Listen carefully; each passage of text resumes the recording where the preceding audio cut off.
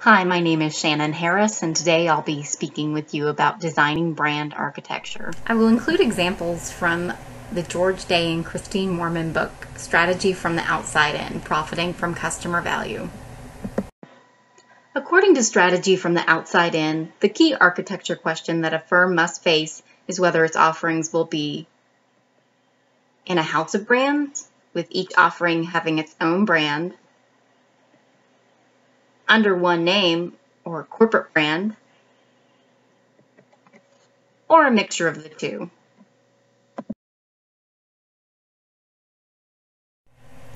Now let's look at some examples from the House of Brands strategy using the following tasty beverages. This is Smirnoff, which is the #1 premium vodka in the world. Guinness Stout, everyone's favorite St. Patrick's Day treat. Bailey's, which is current slogan is add some fabulous to your evening. Johnnie Walker, which claims that its gift is as unique as its recipient. There's J&B, which is the world's party whiskey. And then everybody's favorite pirate, Captain Morgan. As unique as all of these products are, they're actually owned by the same company, Diageo. What's the benefit of this luxury spirit manufacturer having little acknowledgement of the larger company behind it? The strategy behind the House of Brands concept is that each brand can have a distinctive benefit, image, and target market. The best time to use this strategy is when there's no clear advantage to be gained by linking these brands to the company or to one another when approaching the end customer. Let's look at another example given to us in the book. Unilever has over 400 brands focused on health and well-being. We're going to look at 2 of these brands and their conflicting ad campaigns. If you go to Dove's website and read their vision statement, it says Dove has a vision of a world where beauty is a source of confidence and not anxiety. It also gives out statistics like only 4% of the women worldwide consider themselves beautiful, and statements like beauty is inside as well as outside. Then there's Axe, with a catalog of racy ads featuring women in suggestive clothing, the same types of images that get criticized in the media for not portraying real women, like the women that are featured in the Dove ads. So now that we have some ideas about why you wouldn't want to have your brand name on all of your company's products, let's look at some reasons why this might be a benefit. Here are some companies that have benefited from the corporate brand approach.